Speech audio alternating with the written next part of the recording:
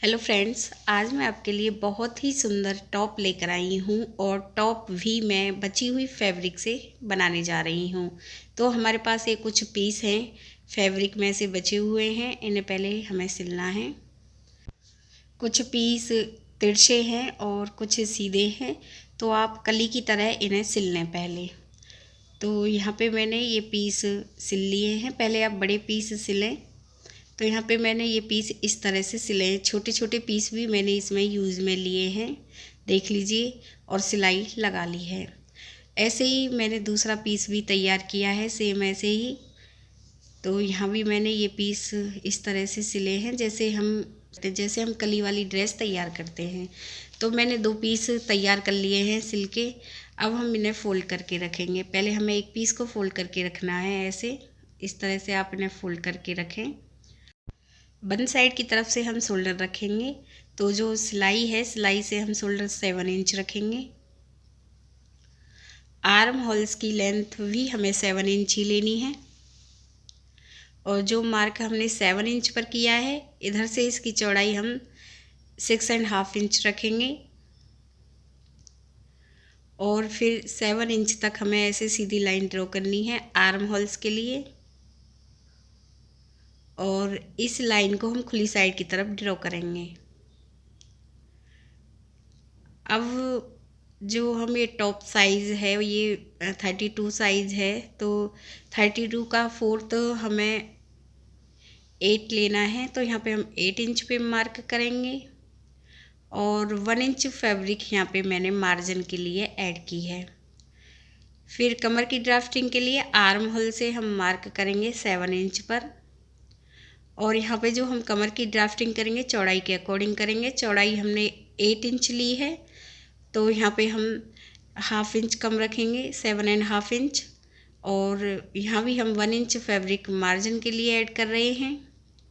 फिर दोनों मार्कों को मिलाना है और लाइन ड्रॉ करनी है इस तरह से।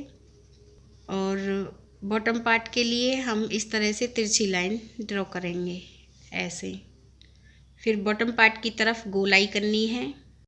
आर्म होल्स की ड्राफ्टिंग के लिए 1.5 इंच पर तिरछी लाइन ड्रॉ करेंगे और इस तरह से गोलाई करेंगे। फ्रंट आर्म होल्स की ड्राफ्टिंग के लिए इसी लाइन से 1/2 इंच की दूरी पर दूसरी लाइन ड्रॉ करेंगे। यहाँ पे गले की चौड़ाई हम 3.5 इंच रखेंगे। 3.5 इंच में मार्क करना है। और गले की लेंथ हम 3.5 इंच ही रखेंगे। ऐसे बॉक्स बनाना है और 1.5 इंच पर हमें गले की गोलाई करनी है। शोल्डर 1/2 इंच हम डाउन रखेंगे। ड्राफ्टिंग हो गई है, कटिंग करेंगे। पहले हम दोनों गले साथ में ही कट करेंगे। आप चाहें तो बैक गले की लेंथ आप कम भी रख सकती हैं।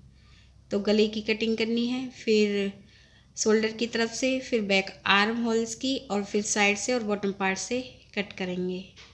तो इस तरह से मैंने टॉप पीस कट कर लिया है। अब मैं आपको सिलना बता रही हूँ। सबसे पहले हमें सिलाई को कवर करने के लिए लेस ऐड करनी है। यदि आप चाहें तो लेस ऐड कर सकती हैं, नहीं कोई ज़रूरी भी नहीं है। तो लेस ऐड करने से सिलाई भी कवर हो जाएगी और डिज़ाइन भी बन के आएगा। तो इस तरह से सीधी सीधी लेस आप ऐड कर लें ऊपर की तरफ से। तो यहाँ पे मैंने ये लेस ऐड कर ली है दोनों ही पीसों में। और अब हम गले को फोल्ड करेंगे। गले को हम सिंपल ही फोल्ड करेंगे। गले को सिर्फ 1/2 इंच के करीब फोल्ड करना है। या तो आप सिंपल ही फोल्ड कर लें, या फिर आप सिंपल गले की तरह इसमें पाइपिंग ऐड कर लें। तो मैं इसे सिंपल ऐसे ही फोल्ड कर रही हूँ। इसी तरह से आप पूरे गले को फोल्ड कर लें। जैसे मैं फ्रंट पीस को फोल्ड कर रही हूँ, ऐसे ही बैक पीस के गले को भी फोल्ड करना है। तो यहाँ पे मैंने गले को फोल्ड कर लिया है। ऐसे ही मैंने दूसरे पीस के गले को भी फोल्ड किया है। अब एक पीस को सीधा रखेंगे, दूसरे पीस को मैं उल्टी तरफ से रखना है और शोल्डर पे सिलाई लगानी है। तो 1/2 इंच की दूरी पर हमें ये सिलाई लगानी है। तो यहाँ पे मैं शोल्डर सिल रही हूँ। शोल्डर सिलने के बाद आर्म होल्स को भी सेम हमें ऐसे ही फोल्ड करना है जैसे हमने गले को फोल्ड किया है। इसी तरह से आप दूसरे आर्म होल्स को भी फोल्ड कर लें।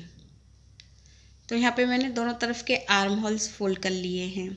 फिर हमें आर्म होल से लेकर बॉटम पार्ट तक सिलाई लगानी है। 1 इंच की दूरी पर आप ये सिलाई लगा लें। सिलाई लगाने के बाद फिर बॉटम पार्ट को फोल्ड करना है। तो यहाँ पे मैंने बॉटम पार्ट को भी फोल्ड कर लिया है। तो टॉप हमारी कंप्लीट हो गई है। एक बार मैं आपको रख के दिखा रही हूँ। यदि फ्रेंड्स आपको हमारा ये वीडियो अच्छा लगा हो तो प्लीज़ चैनल को सब्सक्राइब करें। वीडियो देखने के लिए आप सभी का बहुत बहुत धन्यवाद।